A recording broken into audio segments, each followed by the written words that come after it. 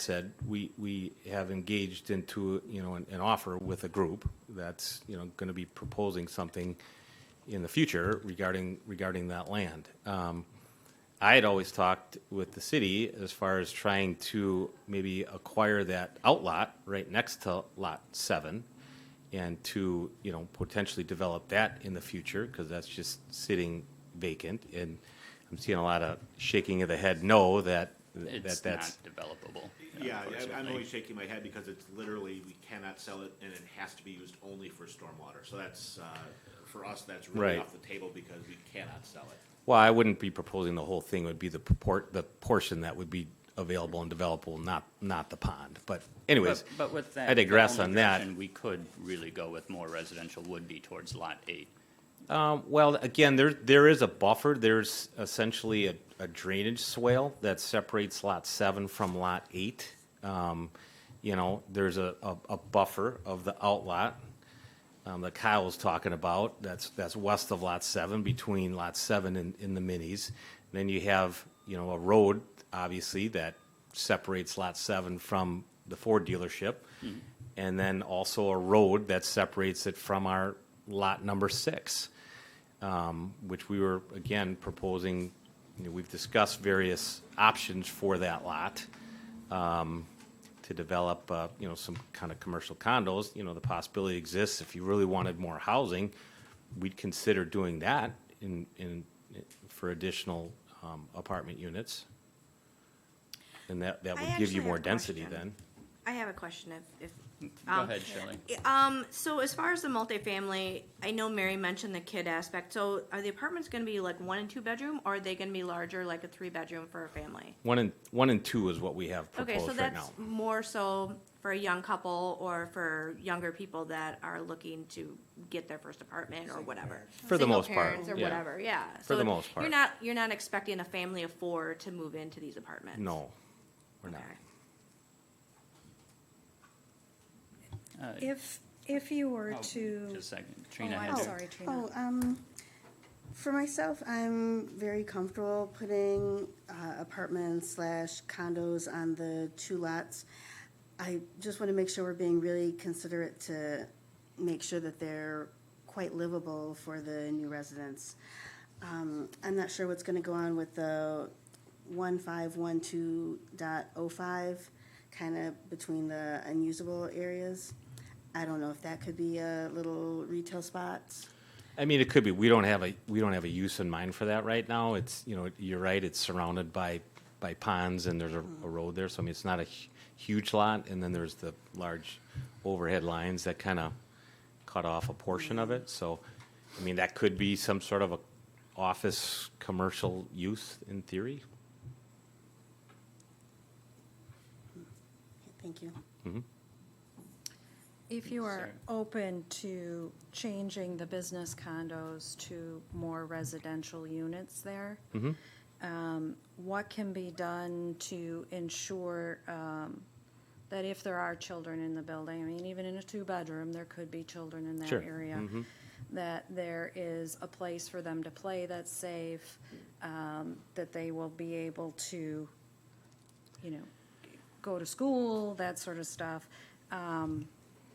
Maybe can we talk about fencing between the proposed possible business that's going into the lot next to? Yeah, I mean, as far as how they get to school, again, I guess I can't answer to that as far as the busing. I really would have to research that with the city on that one. I don't know. As far as, again, there is a fairly large buffer that's already there between Lot 7 and Lot 8, and it's, I mean, for someone to cross that, they basically have to be crossing through almost a creek. I mean, I think there's water in there. I mean, it's fairly overgrown with, cattails and things of that nature, but, we could look at putting up some type of fencing. I mean, if that's, once we really get down into the nitty-gritty of the site plan, if, the city deems that as a safety issue, and we could certainly look at that. Right. I think things of that nature are definitely, more long-term coming out in your planning. My concern is that we're looking at creating an island in the middle of commercial. I would be comfortable if either Lot 6 or Lot 8 were also rezoned for residential use, whether it's multifamily or what have you, along with it. I'm not comfortable rezoning an island in the middle of a commercial district to residential without at least making it something so that we're going to have more than just this tiny Sure. island of apartments. We'd be open to doing lot 6 as Okay. I'd more be a lot- multifamily. Personally, that I'd be a lot more comfortable. I just don't want one little residential. Sure. Like, I think we need more than one small spot. I think 6 could be a good alternative if you don't like Lot 8, but that's just more than one. Yeah, yeah. I mean, we would certainly be open to it. Okay. I mean, the demand is there. Right. Yeah, and So- it for sure is, and I want to see more housing Yeah. in our city anywhere Yeah. possible. I just don't want to see it as, an apartment complex in the middle of a bunch of commercial space. Understood, yeah. We would be open to that if that's, if the city's amenable to it. Okay. Any other I don't, comments or? I guess a question, maybe for Pat. Can we amend our rezone to include that, or do you got to go through that again or can you amend the application? Well, you can amend the you can amend the application, or you can do a separate application, but for the part that would be applicable to lot 6, you'll have to go back through the public hearing process. Oh, okay. Anyway, so you're probably better off to do a separate application for lot 6 only. Okay. Could we get a conditional approval conditioned on that being rezoned? Well, I think the issue for the committee of the whole tonight is, do you want to move this forward with a conditional approval, or do you want to wait for lot 6 to catch up to lot 8? Or do you have, is that right? Yeah. Or do you have other things that you still need to work out with this proposal? I would like Lot 6 to catch up with Lot 8. Any other comments? Go I'd be ahead, Mike. comfortable with the conditional. I would be too. Trina or Mary? I'm okay with conditional. Okay. Okay, I think we have a direction for staff then to move forward with a conditional approval on the basis of lots 6 also being rezoned to probably multifamily as well. Same zoning. In timing wise, because this is getting recommended to the August 2nd meeting, we may be able to see the application being submitted by the time you're voting on approval. So that would probably help maybe to just ensure that it keeps moving. Yeah, we'll get it in right away. Awesome, I'd appreciate that. Yeah. That'd help a lot up Yeah, here. you bet. So, is there any other questions or comments? Perfect. And I mean, I didn't want it to seem so too adversarial. I know that you want to maximize everything. You're not going to do something. You're not going to spend millions of dollars in an ill-gotten way. Like, that's understandable. We just, long term, I want to see it to be not just an island of places. Yeah, honestly, like I said, the demand is there. Yeah. Certainly we would, And there's definitely enough demand to fill both yeah, lots. yeah, I would think so. Certainly would think so. Awesome. Thank you so much. Very good. Thank you. We can't really, I'm sorry. I just want to address the school busing issue. I don't think it'll be a problem. Oh, thank you. Pick up and just refer me in town. Right. Thank you. Thank you. Awesome. Thank you. Did you have anything more for us? Nope. Awesome. All right, thank And staff has a good direction to move that forward conditionally? Perfect. Thank you so much. And Patrick, if you'd like to talk to us about the Butterfly Gardens.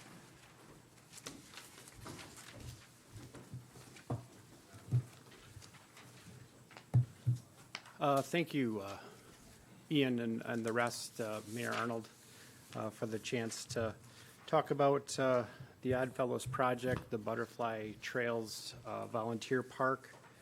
And our intent was to have a couple others here tonight, but due to some unforeseen circumstances, they're not here. So I'm kind of going to play this by ear, judging up with the questions. If there's some things that I'm not able to address, then we'll certainly provide that, or however the council wants to go. But those who've been on the council for a little while and others, the Odd Fellows have embarked on a project out at River Road and land, as you can see in your packet on the map next to the wastewater treatment plant. It's a place where, a very natural spot, and the vision was always to have a place where we could bring an opportunity for residents to see wildlife, experience that, and develop even more some of the recreational aspects of that area. To date, I believe early last year, the project we embarked on clearing the area involved the summertime of working the field on a regular basis, manually removing rocks, not using any chemicals to make sure that the weeds stayed down. And then in the fall, the planting took place for the native plants that are intended for the area to draw in the butterflies and the other species for the habitat. And that's, the main thrust for the area.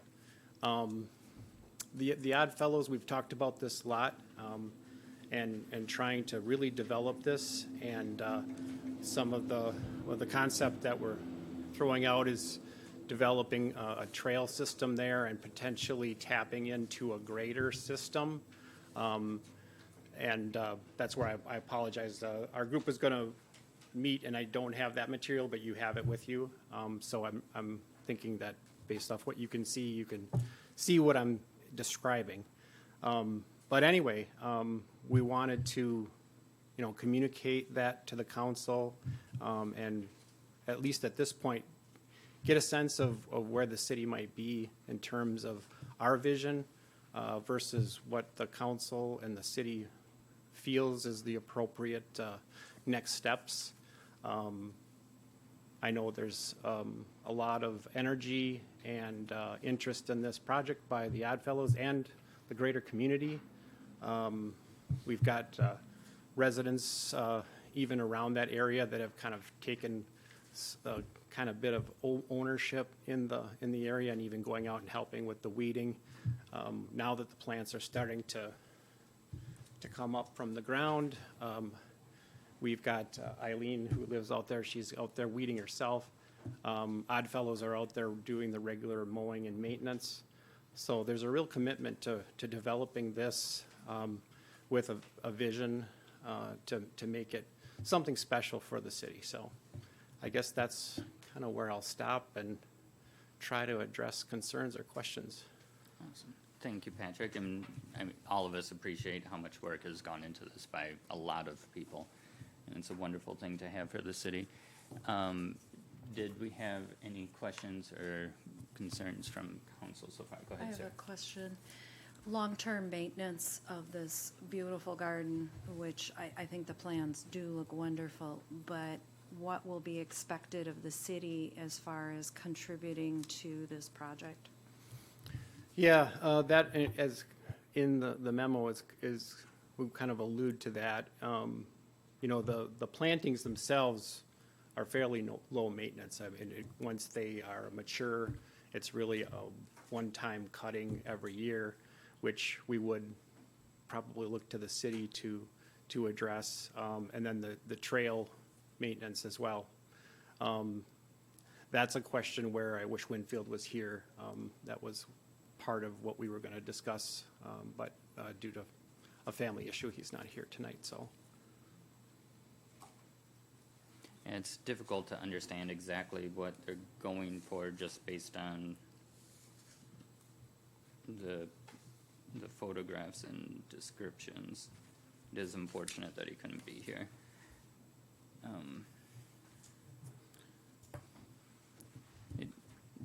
anybody else have a question or comment? Go ahead, Trina. I was just wondering, is the plan to keep a grass trail for a while? We would like to see limestone put in there. As the trail shows, it kind of cuts through the middle to that gathering space in the middle, and then a trail system around with an eye on eventually extending behind the wastewater plant and further along the river. Very cool. I guess my question was more, are you going to keep it grass for a while or perhaps a season just to make sure that this is the true path that you want to create? It's going to be a lot of work It putting is. in all that stone. Right. Well, it's the trail's in place now as a grass trail. As we, work, to develop the understanding with the city and how we're gonna go, I think once that's laid out, then we'll move towards what we need to do for the limestone.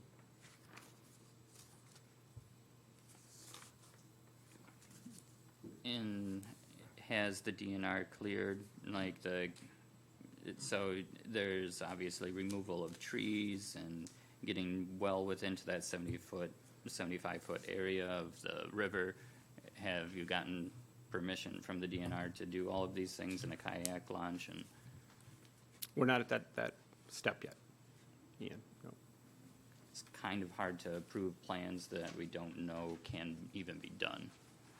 Like, it's, in my mind, that seem, the preliminary work seems to be, should be done before we decide whether or not we should go forward with this. Because we're looking to take on, so this is basically looking for the city to take on more cost and more maintenance for the project than what we've agreed to in the past, and for more things to get done. I want it to be the best park possible, and I want everything to look good, and we're very appreciative of everything that's been done. But I think we need to make sure what's going to happen and the direction it's going to be. Like, in the past, things have happened that weren't agreed upon, and it didn't really go properly.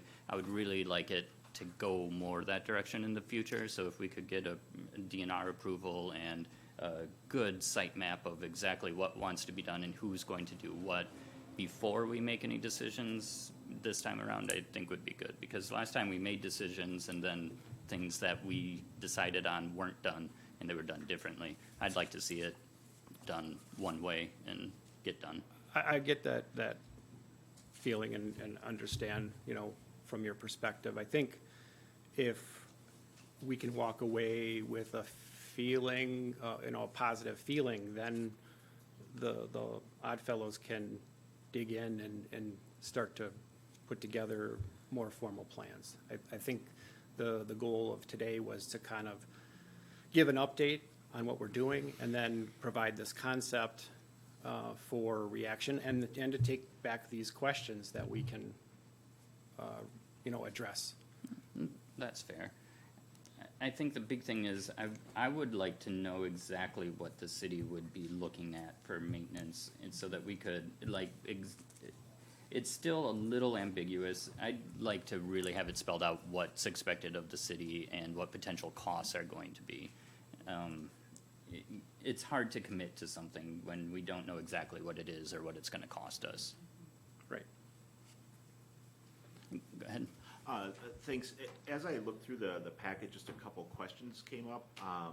And maybe that's where we're at right now is, we might need to sit down maybe with any collected comments or questions from the city council and with the Oddfellows and try to hash through some of these details about exactly what are we looking at. I think, like we mentioned before, some of those things happen kind of without our knowledge, and we were kind of playing catch up.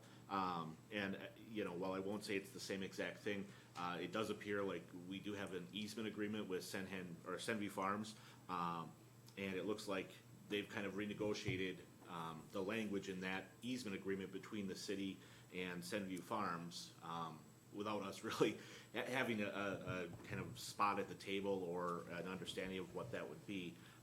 It looks like primarily it's giving us maintenance of the gravel road for 570 feet that we don't currently have maintenance responsibility for. And so I think understanding why that's important or what we're trying to accomplish by doing that, I think would help. And there's, talking about some labor assistance and possibly funding help. I think we need to know what exactly that means to understand that. And then the tree and brush cleanup along the river. Are we talking removing everything along the river? Are we talking just the 30 feet? Those details need to be, I think, understood. But then also, I think the original MOU between the Oddfellows and the city probably needs to be revisited because we talked about 1 acre of land, and this design is getting more grand than the initial plan, which I think is fine if that's the way the city council wants to go.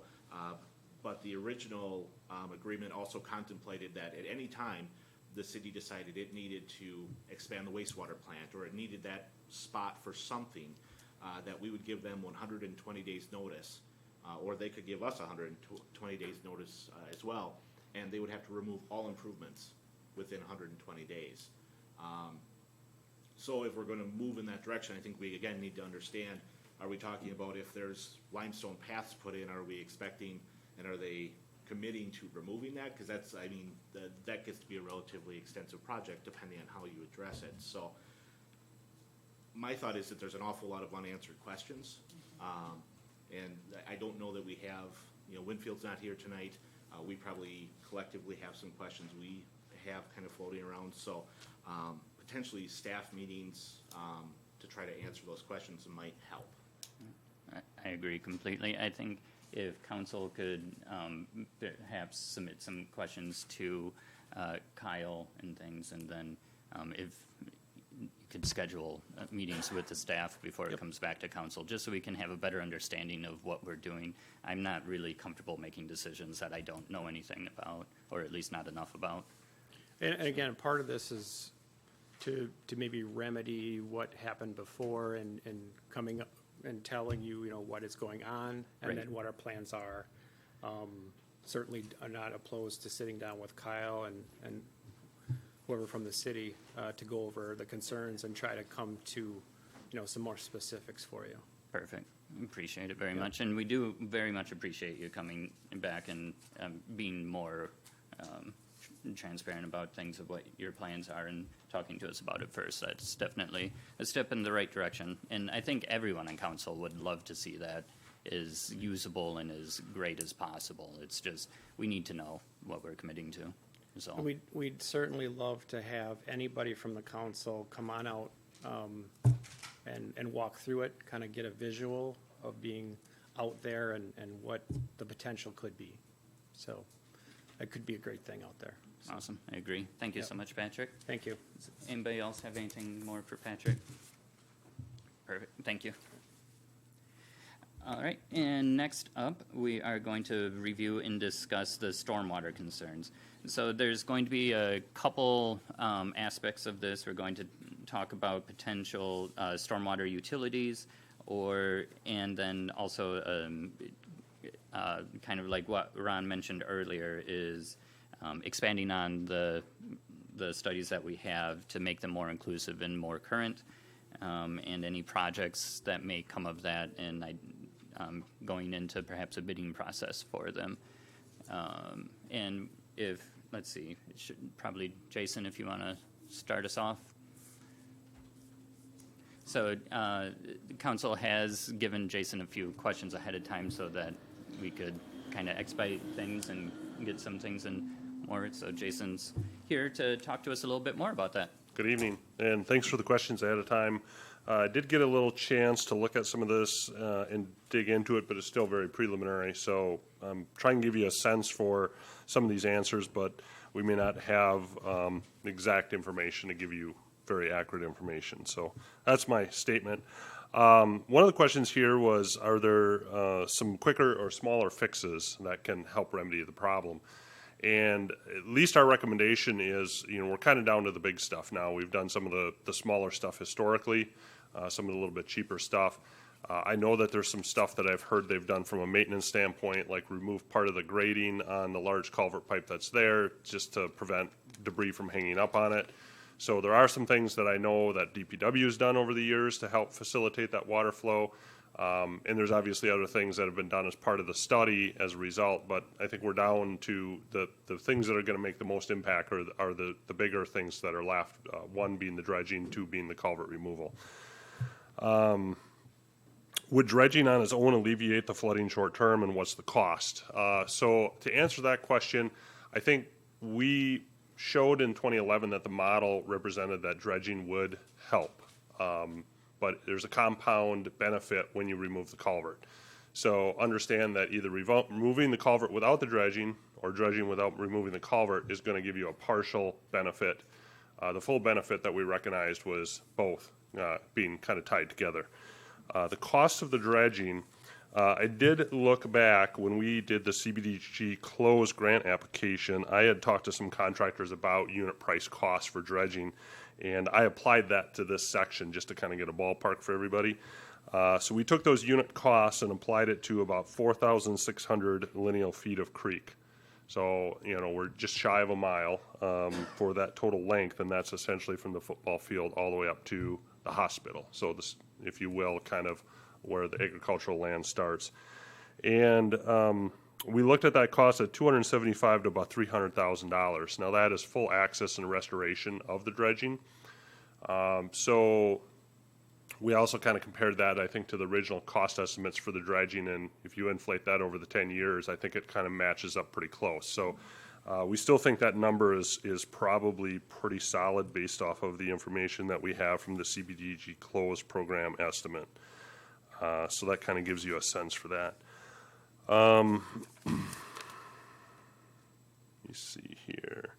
The only other thing I wanted to talk about dredging, just to kind of also give you kind of an idea here, is that the current channel right now, and again, I'm taking an average or a typical section, can carry, say, about 205 cubic feet a second. Again, just a measurement, not that the number means much, but if we look at what dredging the channel would be, we calculate about 600 plus cubic feet a second. So we can kind of triple the capacity, carrying capacity of that creek by the dredging process. That sounds like a lot, but there's places we measured 3 feet of sediment in that creek, and it's sloughed in off the banks and kind of narrowed the channel. So if we can widen that out and deepen it out, we have a lot more capacity for that water to move through there.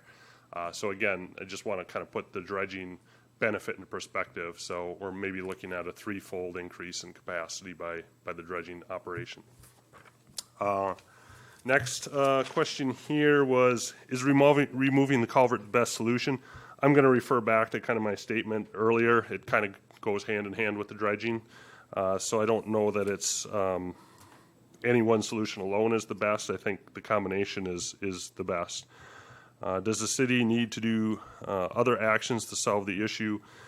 Again, I feel like we've looked at tree removal, we've looked at obstacle removal, we've looked at spot dredging historically, and I think all of those things have improved. At this point, I think we've kind of narrowed it down. The model's telling us these two things are really kind of the main focus left.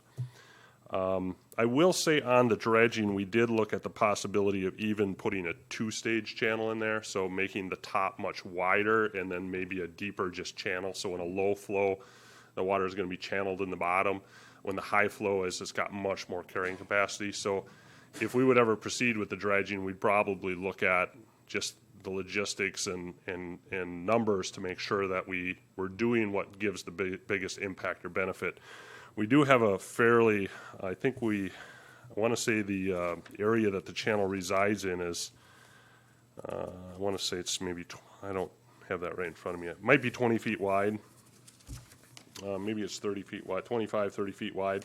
So we really can't widen the channel too much more because we're into private property at that point. So we do have some limitations on widening the channel. How would the above actions affect the water flow? Again, I think I just indicated that. Would the city be redirecting the water to residents somewhere else or downstream? Again, that's one of my concerns. I feel like I have a very good handle on this. We've looked at it many times. We have a model in place. I'm not so sure. I think it was brought up, Ron said earlier, that the original 2011 study indicated that there wouldn't be flooding downstream. That was true, but now the one thing that's changed is the increase of the culvert capacity under Farnham Street with next year's state highway project. That concerns me because we get a lot of water staging up in the park, and that's where the water would have normally staged. With more capacity to move that through Farnham Street, as we're pushing more water into the park, it has the ability to move downstream. So I still think we ought to be a little aware of that. If we are making the CBDG close improvements downstream, I agree we'll probably be improving that situation as well.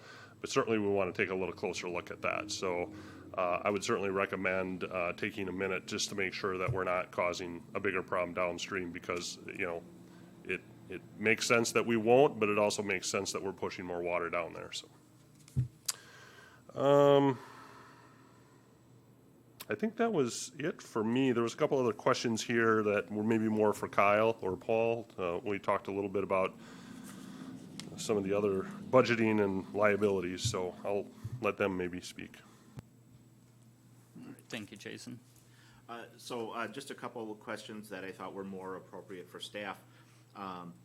This is obviously with the public comments and the continued interest of the neighborhood. It's obviously important to them. And I think the question is, you know, with the priority of those affected residents being the culvert removal and making continued improvements, what does that mean for execution of other projects and other priorities of various departments? And I think that's something that the council, you know, even later on as we talk about budget priorities, I think that's something to think of, because we could make the decision to, you know, stop funding other things and move this forward. You could either reduce or eliminate some road work for a number of years to accommodate this. You could, you know, change capital plans that we might have in the future to accommodate this. You know, but I think that's kind of policy decisions, right? We definitely have a problem, and we're, you know, trying to develop the solution to the problem. I think, you know, where I see that the conflict is coming in, and you know, is how rapidly we get to the ultimate solution, whatever that is. But yeah, I think it's either a combination of reducing or eliminating other expenses that we've identified needs for, or increasing the tax burden on the entire community to pay for this priority. The second question is kind of related to that, in that how would this be paid for? Currently, we've been looking at through a pretty traditional model of saying it's going to go on the tax roll and we're going to fund it. How much would the borrowing cost, that kind of thing.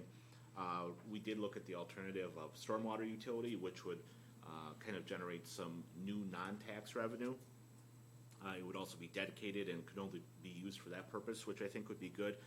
But other things that, you know, are probably not as popular include special assessments, and that would take the cost of the project and kind of front load the work and the cost on the city, but then recoup it from the benefited properties over whatever period of time. You know, we talked last week about $750,000, and just really round math. If there was 100 properties, and this would be done by engineering study determining which properties benefit and how proportionally they do benefit, $750,000 by 100 properties, you're really looking at $7,500 per property, and then dividing that out by 10 or 20 years, you're looking at somewhere between, you know, mid 300s into the 750 range before you would account for the borrowing cost. It is a problem that's kind of particular to this neighborhood. That doesn't, so I mean, that's one perspective, and if you don't live in that neighborhood, I think that's one of the issues that people may have. But also, if you're in that neighborhood, you're receiving water, you know, this is the counter argument, you're receiving water that isn't yours. It's coming from the farm fields and coming from, you know, outside the community, through the community, and you're bearing the brunt of it. So I think there's conversations to be had. Grant monies maybe could help. A lot of times that's tied to other measurements, like income and things like that, and we don't always stack up very well as far as the level of income we have compared to other communities with similar needs at flood or stormwater remediation. And so I think that's a remaining question. It's really a policy question, whether it's just funded by tax dollars and we either increase taxes or we defer other projects or expenses, whether we try to charge it to the properties that are going to benefit from the protection of removing the culvert, or if there's a utility method. I think all those options are on the table. And then what liabilities, if any, would the city be open to if the requested project is not performed? Paul's here. My first initial thought is it's a body of water, and the water doesn't start in the city of Columbus, but it does handle, obviously, some of the stormwater needs that we have. So I think because it is a natural body of water and it's not flooded all the time every year, I don't think that we have any special liability, but I'll let Paul opine. I would agree with Kyle's comments on the liability. The city runs the risk of incurring liability if it does things intentionally to narrow or intentionally divert water to a specific place. That's obviously not what's happening here. This is for the most part a natural occurrence. So I think the city's liability as we sit here right now with the situation that's in place right now is very low. Having said that, that doesn't mean that you won't get sued someday, okay? My standard answer on liability is there's a big difference between being sued and losing. And nobody wants the first to happen. So, that is, but, as we sit here right now, I'm not overly concerned about the liability that the city is facing, just because this is something that's been going on for many, many years, and we haven't done anything to make it worse. Haven't made it better, but haven't made it worse either. So. Perfect.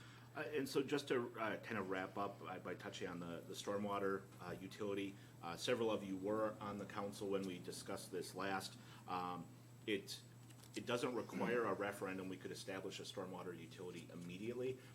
The downside is that every dollar we would collect without a referendum would reduce our levy by the equivalent amount, so there would be zero benefit really to doing it by that method. I believe the next regular spring ballot in 2022 in April would be the next normal time we would see this on the ballot. So that would mean that the city council would need to take some official action on or before January 18th of 2022 in order to meet the deadline to notify all the appropriate parties, get the language approved. But honestly, we could do it at the next meeting if that was the desire of the council. So we could move rapidly. The result won't be known for a while. Again, the stormwater utility method would kind of spread the risk of not just this improvement, but all sorts of improvements that are really needed across the community to maintain stormwater ponds and outlots that we happen to own. Will have continued maintenance cost. So there are benefits that would be received throughout the community, but potentially the highest priority projects would be moved front into that process. And as we look at the budgeting process for next year, we could plan on a utility being adopted and plan for expenses to be incurred next year, and then wait for the results of the referendum prior to acting on any of those expenses. So if the referendum would fail and the citizens do not want to see a citywide effort at stormwater management and improvement, then we would not receive the revenue and just not make the expenditures and have to, I guess, find an alternate path at that point. So that's kind of the nutshell recap that I had. Thank you. So, I think the big moral of this story is I don't think there's a single person up here that does not want to make stormwater improvements and does not want to improve flooding. The big thing is we need to figure out what we can pay for and how we can pay for it. I've always been a big proponent of the stormwater utility myself. And correct me if I'm wrong, Kyle, I believe if we did start doing work and we adopted a stormwater, like say we borrow, the stormwater utility could potentially pay back our borrowing, our loan. That might be, so as I analyze it, the TIF setup comes to mind where you can't, incur expenses, then establish a TIF and pay yourself back. This would be different. I think if the debt service would normally have been covered by the general fund, you do adopt the stormwater utility, I think future utility earnings, as long as they were paying for stormwater utility work, I think could be an option. Because the referendum that would pass would be eliminating that levy penalty that would be placed, so it would free us up to allocate those funds in that manner. Paul, again, would probably have to look at it, but that would be my analysis. Right. And Paul's nodding his head. So that's a potential. That's not a 100%. That's something that it could definitely work that way, but that's a potential. And Yeah, it's likely.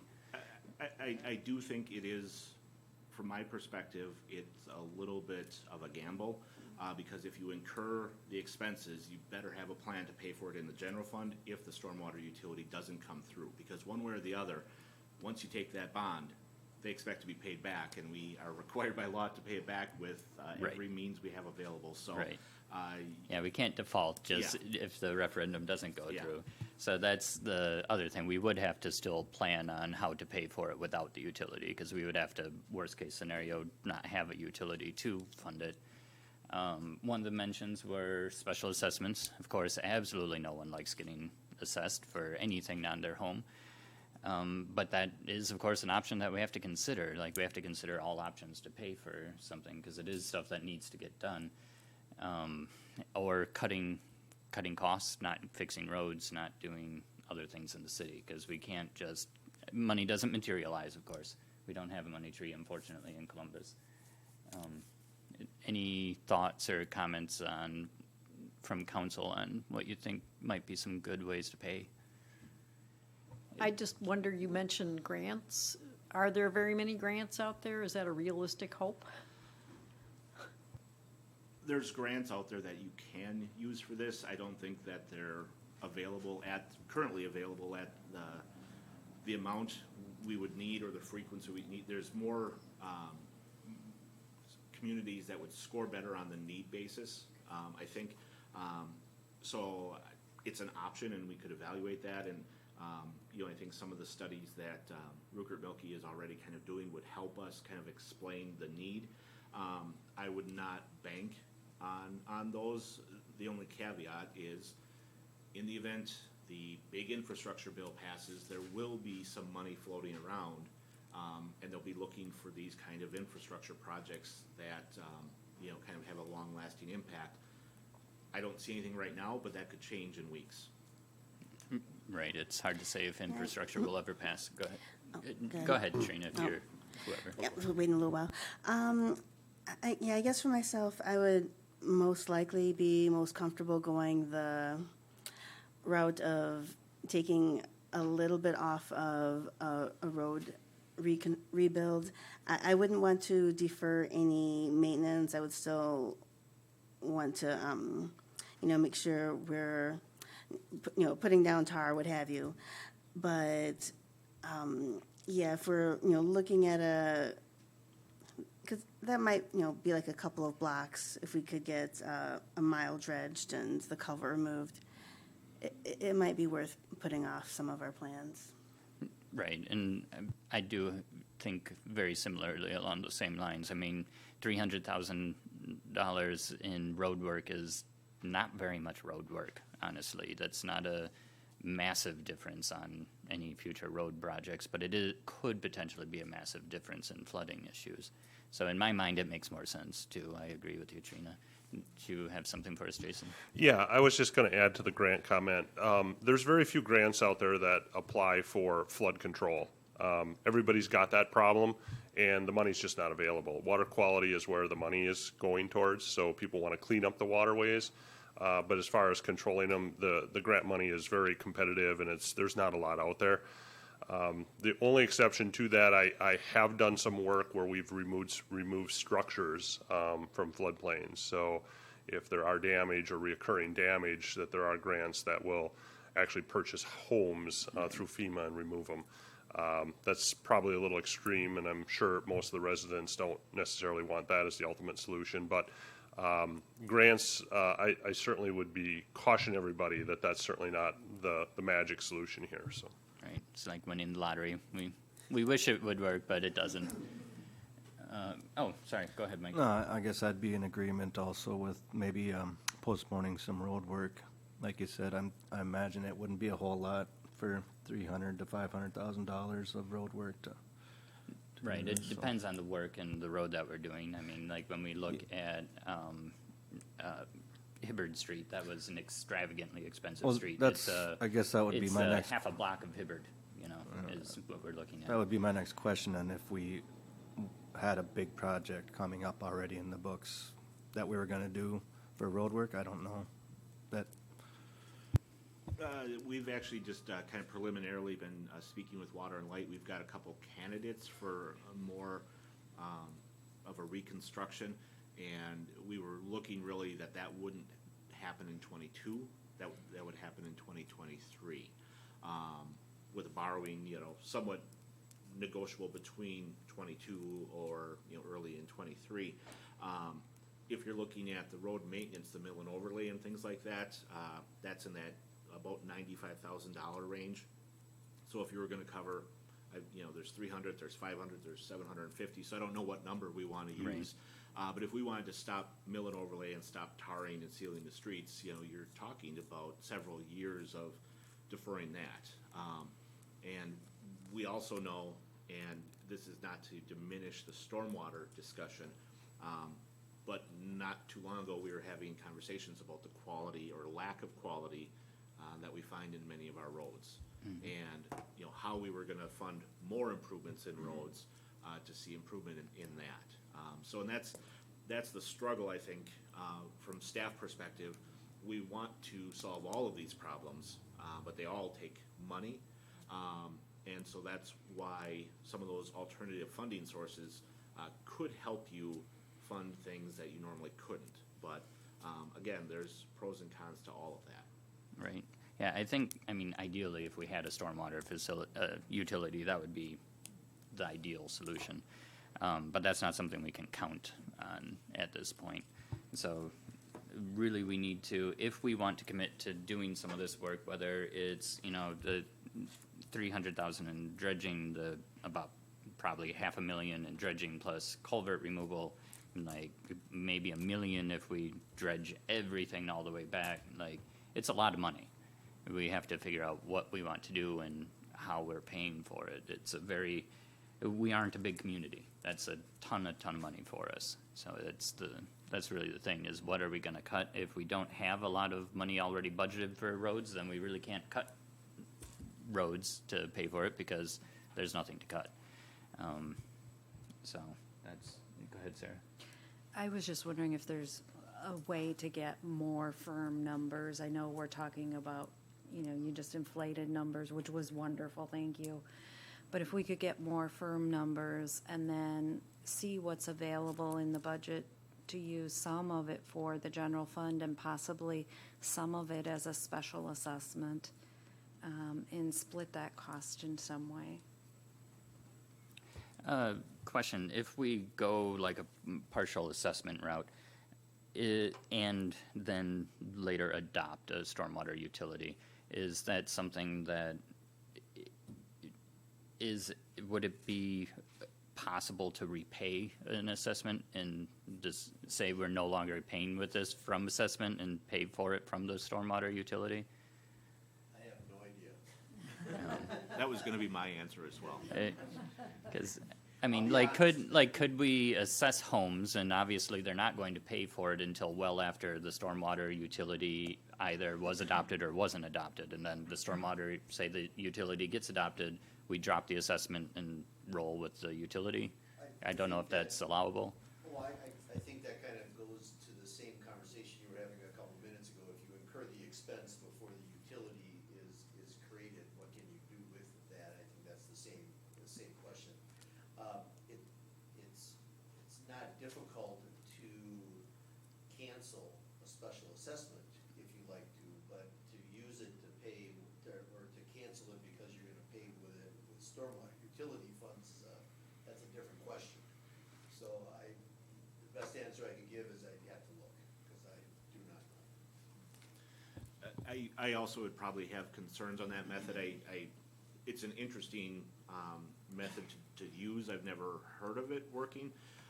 But then I think there would be also a disparity. If you sold your home in the next 2 years, we send out the special assessment letter saying it's $7,000, and your title company's probably gonna want that settled with the sale of your house. And then the year after, which the new owner would have the stored benefit from the assessment, suddenly no one else had to pay what you had to pay. And maybe that's not a concern, I just think there'd be a certain amount of unfairness for people that transition in and out of homes. Right, yeah, and that's possible. I mean, it would of course be one or two people, but it's possible, if any. And just trying to brainstorm how we pay for this, because that's the thing. If we want to move forward, we need to have a plan to pay for it. We can't just say, let's get her done and then not pay the bill.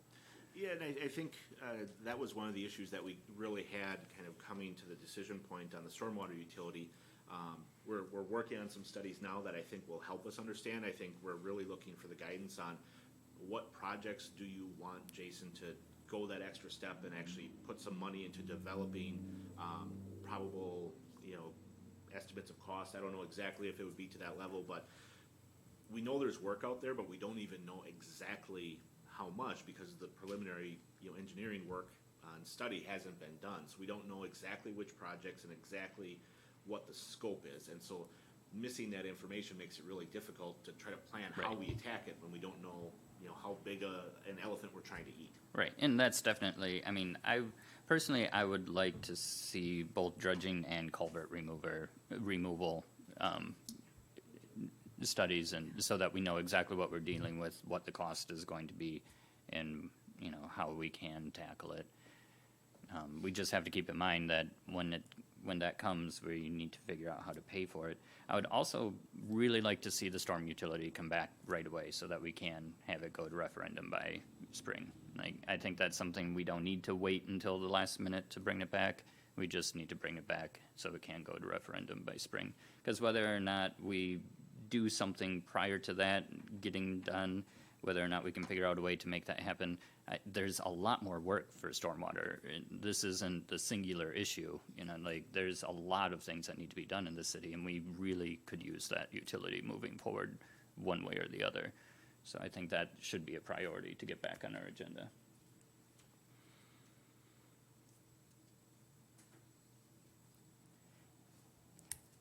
I tell you what, Ron, it's a little unorthodox, but you are the person that brought this forward to us, so you can go ahead and speak. Well, mainly I'm interested procedurally. You guys are talking about some things, and I would have some comments on those. So how would I get those comments to you before you can make a decision? You're going to talk about something and put it out there that we as a citizen can comment on it. Otherwise, we're sitting here listening and say, oh, well, that's not quite the way that it should be presented. And how do we address that? So it's just a procedural question. I can either do it now, or if you tell me when I can get in to do it, come to the next meeting, citizen comment, talk at that time, I can do that too, whatever works best. Yeah, you can definitely come to as many meetings as you want and sign up for citizen comment. You can always, right, you can, like if you have specific ideas and concerns on what we're addressing or how we're addressing it, feel free to, email Mayor Arnold and myself, and I was going to say your alder, but I think I am your alder anyway, and so is Sarah. But Paul and Trina are. Oh, Paul and Trina, okay. Yeah, there's the lines. It's a really strange Well, just some districting. quick things, if I might. Go ahead. Number one, Jason mentioned about doubling the flow capacity, okay, by dredging and so forth, and that's great. But when he gets to the culvert, the flow capacity is lost. Right, and that's definitely a concern, and that's kind of what Jason was saying, is doing one without the other isn't necessarily a fix, because, creating a new pinch point isn't good. Paul said that there's a problem, but the city hasn't made it work.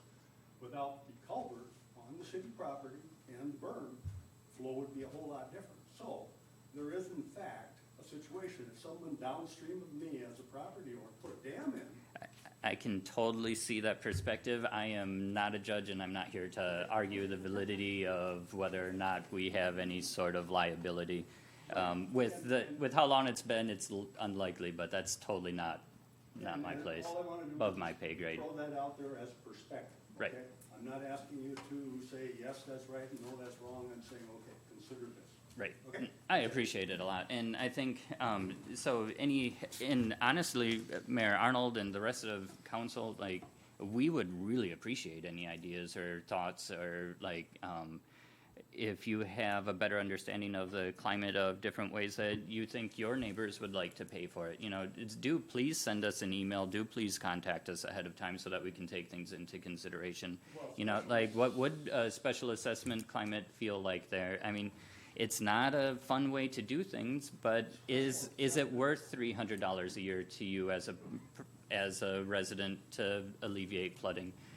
These are questions that we would really appreciate having more feedback on. So please do. Special assessment, though, for a problem that we haven't created. I know, and the sidewalks out in front of our house, we did create that and ask people to walk by either, but that's neither here nor there. But using our homes as a retention basin for the rest of the city isn't really a benefit to us at all. It's not a benefit to anyone. No, I agree. Okay, fine. Thank you. Think about it. Good luck. Thank you. Yeah, it's a hard problem, and we all know that. And one of the hardest problem is paying for it. Honestly, I don't think there's anyone up here that doesn't want to fix it. And I mean, well, fix it the best we can. It's unlikely that we'll ever fix it permanently, but we all want to see it done. We really need to figure out the best way to move forward. So if getting together and talking with your neighbors, see what the climate's like and what your best ideas are to pay for it. What services might you want to forgo? That'll make our decision, because this isn't something, we can't add $750,000 to the budget. It's not a potential thing for the city of Columbus. So, tell us what you think. What do you think we should cut? Because that's the reality. To do it, we have to cut something, or we have to gain extra revenue somewhere. Those are the only two options. Go ahead, Shelley. Yeah, am I on? Okay, so I actually have a question. I wasn't here last week. I apologize. I definitely think the culvert should go and dredging should be done.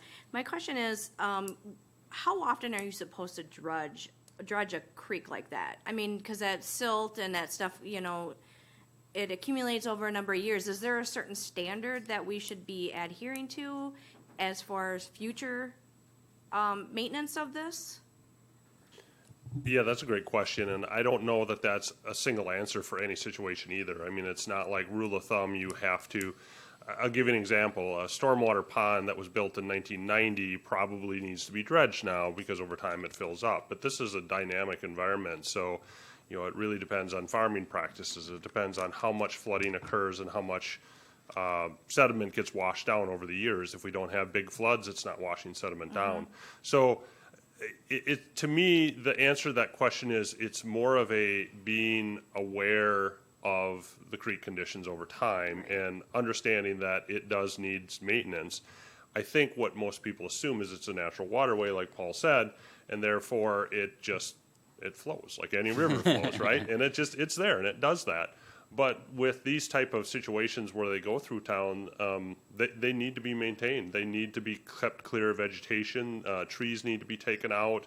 When I still remember when I did the study in 2011, I personally put on a pair of waders and I walked the entire thing from the dam up. I walked every foot of that. And there was places in there where kids had thrown rocks in and built rock dams. There was like 6 of them where they were damming up water and holding water back. It's fun. There's a little pool, there's frogs in it. But that certainly wasn't helping the situation. So it's more, one of the things in the report I suggested was having some type of annual get-together with the residents who live along there to clean it up and to maybe cut some brush and to maintain it, just as a way to make sure that there was a little bit of maintenance being done annually. Means there's less maintenance that has to be done at one large time at a given year or whatever. So I think I heard, did you say that there was 3 feet of silt that needs to be removed? Is that is that the magic number, 3 feet? In places. It varies in my report, and I'm referring to a report from 2011. Right. I have no idea what's in there today. I mean, it could be 6 feet, or it could be. It could be more or less. Yeah. I mean, it could have scoured out with flows and changes in the water movement. It probably averaged 18 inches, I would say, throughout the entire channel. There was places there was probably less. There was places there was up to 3 feet. I had a 3-foot yardstick and I could stick it down, it just disappeared. There was no Right. bottom in it, so. So I'm totally in favor of this, but I think what we also need to do is figure out a way to maybe maintain it going forward. Instead of, Yeah. another 10 years, another 15 years down the road, oh, we need $1 million to fix this. I think having the referendum on the stormwater is very positive. I think people need to have an opportunity to say yes or no. I think they need to have the facts, though, what it's gonna mean to how much it's gonna cost them. Because I know everybody in District 2, they're gonna probably vote yes, but then when you get people in District 1 or District 3 that aren't necessarily affected by it, they may, be maybe not so, it may not go with them. So I think if we're gonna do a referendum, we need to make sure that we provide people good information to tell, so they know what to expect. Yep, and that's a good point. And of course, all of the lovely people here today, that's going to be part of your job is when we try to get a referendum is, talk to your neighbors, talk to people that aren't your neighbors, talk to as many people as you can. Try to get more support for it. That's on all of us to try and get support for things of this nature. So the big thing that we need to do tonight is kind of what's the will of the council in moving forward. So I personally would like to see the stormwater utility come back and for us to vote on moving forward so that we can send it to a referendum. So on that subject, what's the rest of council's feeling on that? I think it's a great idea, but I don't have enough information on how it operates because I'm new to the council. So I would like some background information on how it would operate before we take it to referendum. So it's basically, it's the same, it's a utility. So you pay for, we would have to assess various there's multiple ways that it could fund. And so some properties create more stormwater than other properties, so they would likely pay a higher utility fee. Just like if you use more water at your house, you're going to pay more in your water utility than someone that uses less water. It's the same concept as any utility. Most likely, we wouldn't be looking at massive amounts. We'd be looking at dollars for private residents, not hundreds or thousands of dollars. And are businesses and residents paying the same amount? Businesses and residents would vary because some businesses, typical residency doesn't have, a half a mile of parking lot that adds to stormwater, whereas a business might. There's a lot of things, and that's something that we would have to figure out the payment structure of how that works, and that's a much more lengthy discussion. But bringing it forward so that we can potentially move forward with the stormwater utility and get it to referendum is separate than the exact funding mechanism of, that's way above any of our pay grades. We are not going to be the ones to sit up here and say, this person's going to pay this amount and this type of business is going to, that's more of the overall study and how it comes back to us and we can tweak it at that point. And previously, were we able to ascertain what potential kind of revenue would be received from this? We ballparked some revenue, but it was very preliminary. The cost, so the measurement unit would be equivalent runoff unit, which would be based on the single-family home. We would take a sample of, whatever, 20% of the homes, figure out they normally have 3,000 square feet of impervious surface. You would then extrapolate that when you get to a factory to say, well, they've got 30,000 square feet, so they're 10 equivalent runoff units, so their generation charge would be 10 times as much. There might be a fixed charge as well. I think we were looking for the $300,000 range, and it would be under $60 a year for homeowners. But again, the larger industrial sites, obviously generate a lot more and contribute a lot more to the stormwater system. Mm-hmm. And the two keys I think that came out of the preliminary discussion is the most successful stormwater utilities have two really strong things, and one of them is a credit policy, and the other one is really the appeal process about how if someone disagrees or they have alternate ways that they're treating the water, that they get some kind of credit. And if you do those, you can kind of, 95% of the people are gonna fit just fine into a category. It's those odd ones, having a good process to handle them. The big holdback, I think, at that time was that we really didn't know the exact scope of the problem because we don't have projects kind of selected and cost known.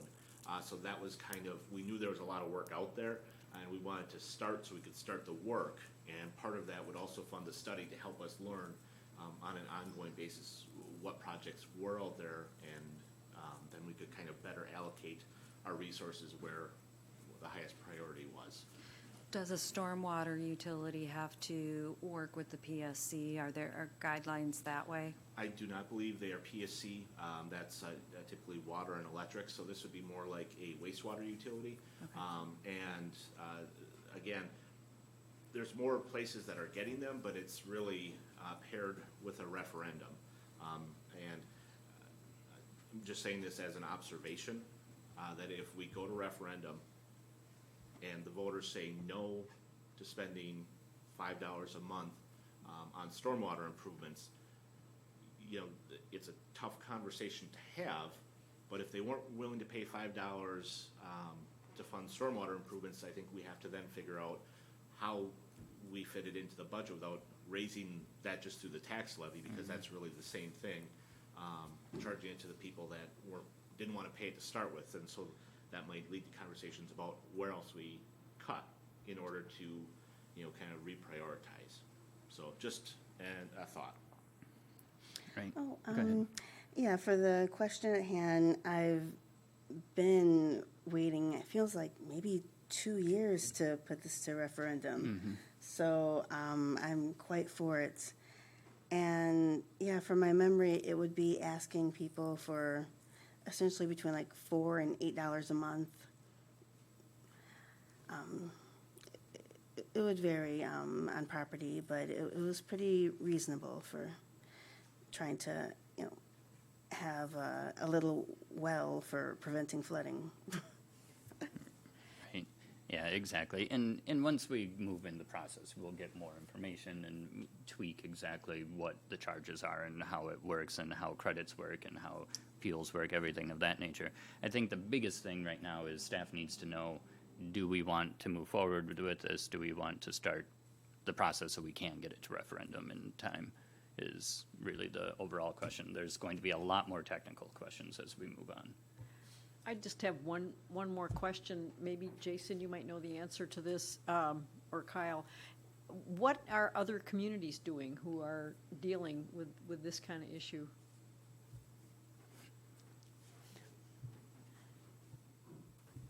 You really see a lot all over the board. There are communities who have established a stormwater utility before the ordinances or regulations went into place to limit them. So they've established that base of revenue that doesn't, you know, impact their levy. So you have kind of a group of those communities. So they have this operating utility that just runs like clockwork. It produces revenue. They have a capital list of projects and they get them done.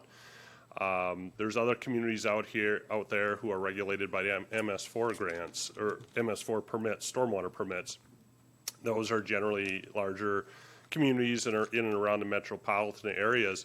Although, as I had mentioned before about grants not applying to flood control, those communities get a lot more money to help with stormwater in general and water quality and improve projects and dredge out ponds and take care of all those things. So they have a mechanism through that permitting because they're under a permit and they're mandated to take care of that stuff where you guys aren't being mandated to necessarily take care of some of those requirements. They are kind of first in line for funding. You know, the government says, okay, this is an unfunded mandate, but if we're going to give out grants, you're going to score higher than everybody else. And then you really get into the categories like you guys, which are communities out there, and I've worked for several of them and done projects in several of them where it's every once in a while there's a need and you have to solve that problem, whether it's borrowing, taking on debt for that, or looking at some way to creatively fund it. Special assessments are certainly things that people use. They're not popular, but you know, there are there are ways that people do it. So I think when you get to that group, like you guys, it is what you're doing. It's kind of wrestling with maybe the lesser of the evils that I've seen. Thank you. So, what is the will of the council? Do we want to see the stormwater utility come back so that we can start that process and go to referendum by spring? Nodding heads. Okay, perfect. So that gives staff direction for that. And then as far as stormwater study, project improvements, one quick question, Jason. What do you think an estimated cost would be to update the study so that we would have a good idea? Yeah, I think what I would like to do, I think the value in updating the study is to give you what kind of impact these projects will have on the water flow in that creek, which means we have to take a model. The good thing is we already have it created.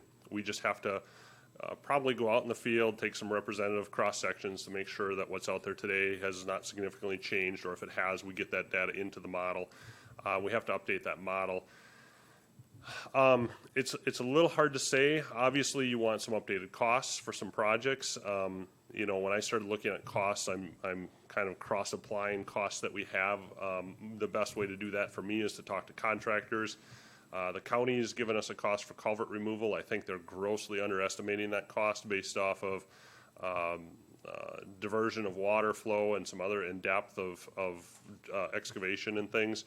So we'd certainly want to spend some time with contractors and maybe the county talking through what we ultimately think this has to be. We don't have a final plan. I'm not advocating we have to design one, but I think we have to come up with a preliminary plan of what does that look like, and we can give it to them so they can understand how to apply the costs. So it's a little hard right now, but I would guess, for, $7,000 to $10,000, you could do all of that. You could get hardcore, information. You get updated costs. You could make sure the model works. You could apply the changes next year for the state highway in there. All of these things we've been talking about would probably yield, and that might be high. I might be a little conservative on that, but I think for sure we could really update both the 2011 information and the 2017 study would they really work hand in hand when you look at them. So, Is that could you have a more accurate cost for us by our next meeting for us to potentially approve? Oh, for the For study? the study, Oh, yeah, to update absolutely. it. I just have to go back and kind of look at the level of effort and put some hours, unit costs to some man hours, and absolutely I could. I mean, I'm just thinking right now that might be where it's at, but it could be Okay. less than that. Yeah, so. that's within line of what I was thinking. So, Yep. next question is, I think no matter what our payment mechanism is, I think we all agree something needs to happen. Whether we go to referendum, get a stormwater utility, whether we borrow or have special assessments, something needs to happen. So what's the will of the council to move forward with getting this study updated so we know exactly what to do and what the costs of the various options are going to be?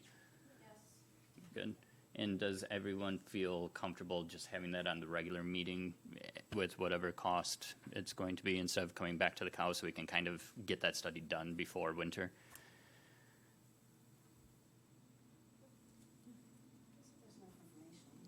Right.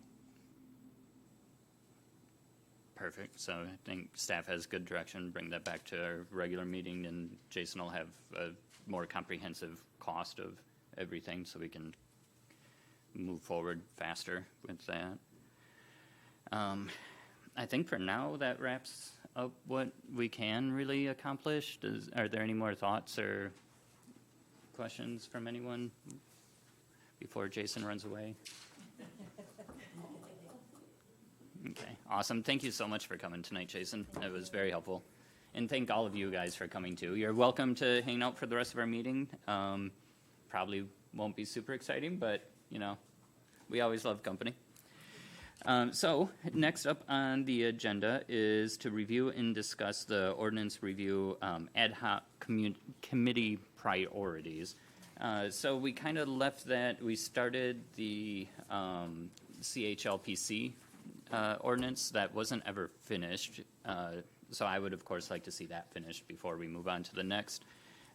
Anybody have any priorities that they would like to see in the ad hoc? Go ahead, Shelley. Can you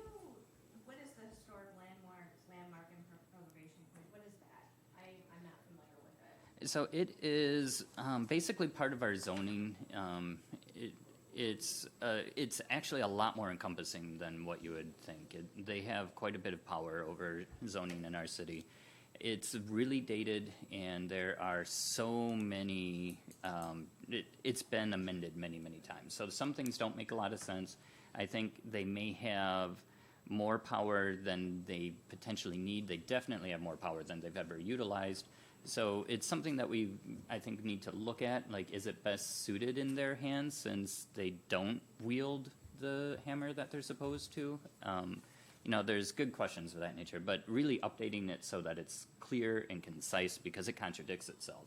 Oh, okay. But the HLPCs, they are, of course, the historic landmark preservation. So they can designate different properties and things as historic. They also have the ability to, basically force a landowner to, fix their property or do something and bring it back up to where it's supposed to be, which is kind of what I was alluding at. They never actually do. That's one of their primary functions. What they really do in our community is a lot of good. They do a lot of fundraising and updating of historic properties, as predominantly city-owned ones. It's not really what their function is supposed to be ordinance-wise, though. So I think that's an important ordinance to look at because they're not doing what they're supposed to do via ordinance. They're doing something completely different than that, really. And that's the way I see it. But Paul or Kyle could probably explain that more if. I think that was well done. Trina? Oh, yes, it was fascinating when we had the beginning of the CHLPC ordinance talks. Once we on council and them as a group realized how many things weren't being covered. Just some of the basic record things that would have been assumed that weren't really, collected on historical properties. So, yeah, I agree that that's one we'll need to get back on the table when we're starting for the ordinance. Any thoughts on other ordinances that people want to make a priority in the ad hoc, or do we just want to focus on one at a time and set another one after we finish it? Go ahead, Sarah. I'm fine with one at a time, but I think there's been discussion on retail ordinances and surrounding those, and the definitions used in those ordinances, and I don't know if that's something that should be a priority or wait till after the CHLPC is resolved. Go ahead. I mean, that's actually, I think the whole zoning code is due for a makeover. And there's some of the staff work that's already been put into that, so it's in a stage of completion. And if the ad hoc committee kind of got on track and said we're working on HLPC and the next thing is zoning code, I think knowing that staff would be looking to deliver that by the deadline and whenever you'd be looking to take it up, because it really is a brand new code. It's an attorney we know found us a nice example of a Word document of a zoning code that's been updated in another community, and we've been kind of going through and seeing what works for us and what doesn't match here. But I mean, that's a big lift also. So it's yes, but it's important. Right. Well, it is the revision to your zoning code is something that is about 20 years past due, and because your existing code is horrible. But the problem is that creating the new code is a very large project, and when you look at it, it's daunting. And there's really no easy way to break it down.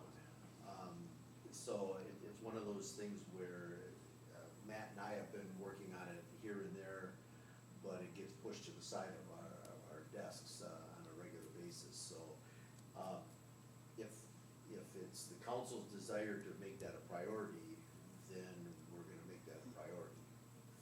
And we'll figure out a way to bring it to you in small bite-sized pieces, maybe. And one of the things, the HLPC ordinance is currently in the zoning code, and we're gonna take it out of the zoning code. And that ordinance can actually be on your table in the next couple of weeks, because former Alder Johnson and former Mayor Tone and I have beat that to death already. And it's actually in a pretty good spot for you to look at, so we can have that whenever it works into the agenda for you to at least look at, and then I can try to explain it. Yeah, that sounds good. So, I mean, basically, if we want that to be a priority, that's something that staff still has to do a lot of work on before it even makes sense for it to go to an ad hoc, because we are definitely not the people that are going to be writing these ordinances. You know, looking at them, recommending changes, and, you know, making sure that everything works and makes sense is great, but I don't know about any of you, I am not qualified to write a zoning code. So that's, you know, if that's what we want to be priority, like Attorney Johnson said, they can start working on it so that it's ready once the HLPC is finished. We can bring that one up pretty quick, finish that, then hopefully get the zoning code shortly thereafter. So I actually just have a general comment, and the weed commissioner is here, so I'm very happy that you're here. So I'm in District 3, and so we're in kind of a stretched out area, and we have a few neighbors that have let their yards go, is the politically correct way I'm going to put it. And if you just, I'll use my house as an example. My neighbor next door, she's got all this wood, and she's got all these weeds, and then the neighbor next to her has all these weeds, and then the cats come. And so, and then there's a house over by the bridge, by the church. They have a neighbor across the street that has a junk pile, and I think he said they have some kind of critters living in the junk pile. So I think, and I actually asked to be on this because this is kind of a huge problem. I mean, we want Columbus to be a pretty city, and we want our neighborhoods to be nice, and then there's a few residential areas that need work. And Right. nobody ever, I mean, I know people can go and complain online or they can Yeah. make a comment, but then, you know, do they want to be tattling on their neighbor? So the I big- think the there's big kind thing- The big thing with that, and we could look at that, and I'm sure there are issues with that in part of the zoning code as well, but, so, big thing with that, it's a complaint-based system, and even if once we get to that, that's probably never going to change. The only way to do something about it is to call, complain, and then the weed commissioner, the police chief, and go forward from there. If you don't complain, it doesn't change. So that's the long and the short of that, but we do really want to keep it on subject of what's on the agenda, but just for future reference, not trying to be, you know, anything, we do really have to stay on agenda. We can't go off and talk about random things. Go ahead, I Mike. guess I don't disagree with the weed thing, but then you know, what if it's a prairie grass, or they're doing some sort of prairie garden or something, somebody don't like the looks of that, is that the same as one person's weed, it's maybe another person's? There's totally allowable things of naturalizing certain areas and stuff. That's super good questions, and those are things that you could talk to the new weed commissioner about separately, but again, we do have agendas and we do have to stick with them, so I would really appreciate if we just stuck with what would we like a priority to be on the ad hoc. You said that was in the zoning code? Potentially, there's some things, there's stuff in so many of our codes that overlap. It could be addressed if we make a zoning code a priority. But Okay, may I? You guys are dovetailing in this very nicely, because the property maintenance ordinance is also in the zoning code. And we're in the process of pulling that out as well. Because there's a lot of things in your zoning code that don't belong there. Property maintenance is one, HLPC is one. your sign ordinance is another. So, I think I just heard 3 really good things that we can present to you soon. Cause I Perfect. already have them done. Or, Right. I already have them drafted, but they're Yeah, not done. and maybe They're maybe anything that we should pull out of the zoning code is what Yes. we should concentrate on, and then do the zoning code Well, I right got a deal after. for you.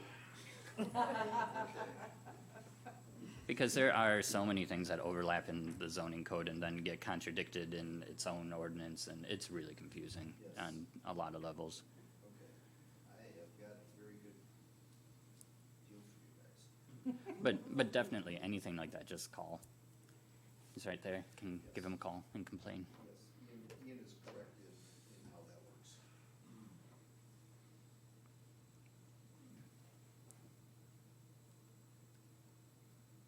Any other, so I think that's probably good. Start with HLPC's basically done, and then start pulling everything else that shouldn't be in the zoning code out of the zoning code, and do those kind of one at a time, then do the overall new zoning code after. That makes sense to everyone? Perfect. I think we are good then. Then item number 10, let's discuss budget priorities. Who has a priority? Go ahead, Kyle. Thank you. So, I mean, I think tonight's meeting has really kind of highlighted some of what we're talking about, right? I mean, we have priorities that we've identified, or the residents are identifying, and the budget is how you accomplish all of these things we want to accomplish. It's, so right now is when I'm looking for some early feedback. We'll have some more opportunities as things develop.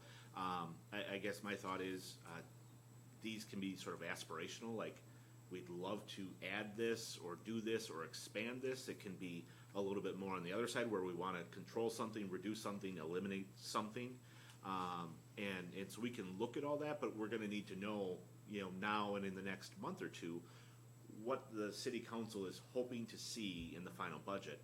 No guarantees that any of it is going to make it in the administrator's proposed budget, but then at least we have it highlighted and we can explain it's not in here, maybe here's why, or here's how you could incorporate it, and here's some alternatives that might accomplish the same thing, and how you could kind of tweak the budget at the point that you have to make those decisions, because there's always going to be more priorities than you can fund.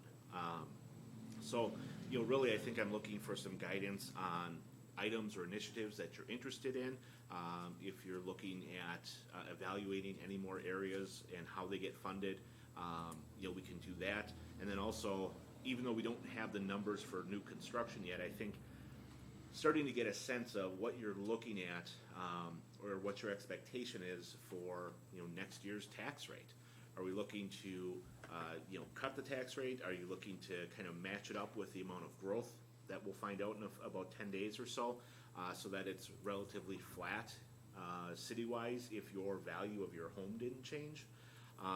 Or are we looking to have some sort of small increase because we do want to accomplish some of these stormwater priorities or something else?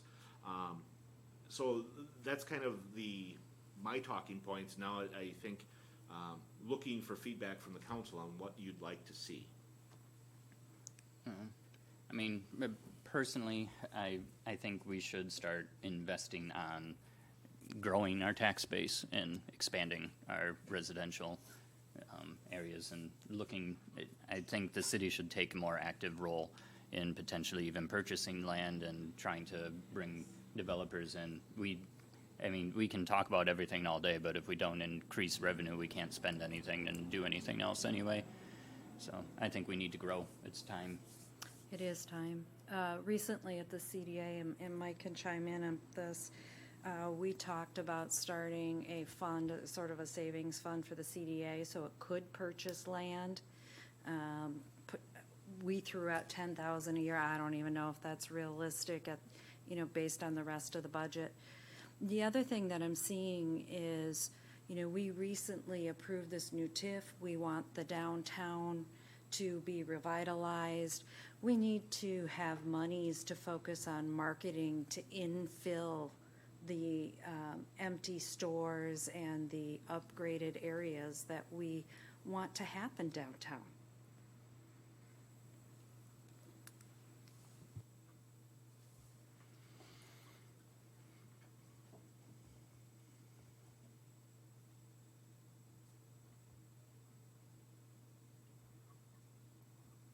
Anybody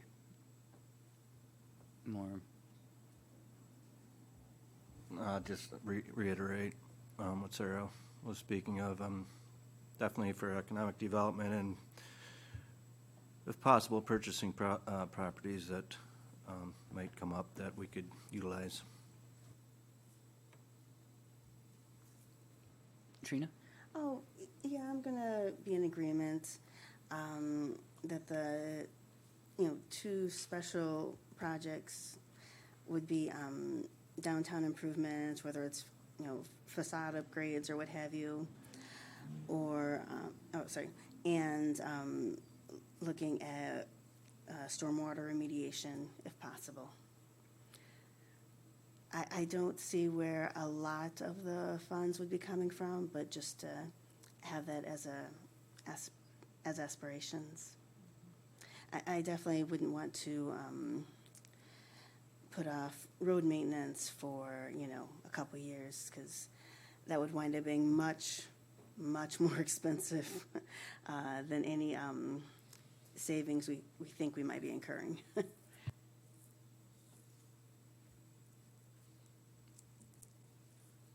So, Kyle? Yeah, I think those are good sentiments, and I think when push comes to shove, the council, may have to make some of those judgment calls about what they fund and what they don't fund. And, if we're looking to reduce spending, I think we'll have to take a hard look at all types of spending and where you could cut in order to accomplish some of these other things. But it's a balancing act, because there's things that are definitely not mandatory that we do, but they make it a great place to live, and they make it a community. And so it's not just as simple as saying we could stop doing that and save that money, because at some point people stop wanting to live here if you don't do all those things. So it's definitely a balancing act. I'm going to chime in on what Kyle said. I was thinking the same thing. I think you guys have some really good ideas. I just don't want to see programs like the senior center or Parks and Recreation or the library, the sort of quality of life programs, have to struggle for funding, because I think those are really crucial. So I agree.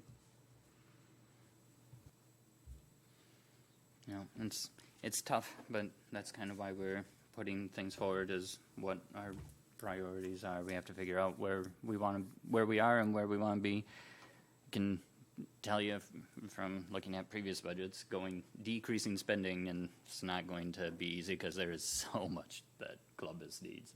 I mean, there isn't a neighborhood in our city that doesn't need at least some new roadways. There isn't anywhere that you can look that doesn't need stormwater improvements. There's plenty of facades. There's plenty of improvements that we could do downtown in our business districts. There's, millions upon millions of dollars that we could easily spend. But, we have to figure out what we want to do, because we do not have millions upon millions of dollars to spend. So it's kind of where we're at. And we always have to leave funds in contingency, because all of the city-owned buildings have roofs that are conspiring. Yep. Yeah. Yeah, that's definitely a very real thing. We have some major maintenance on our own buildings coming up. Anybody else? All right, then with that, I would take motion to adjourn. Unless you want to stay. I'll make a motion to adjourn. I'll second. Perfect. We have a motion and a second. All those in favor? We stand adjourned. Good night.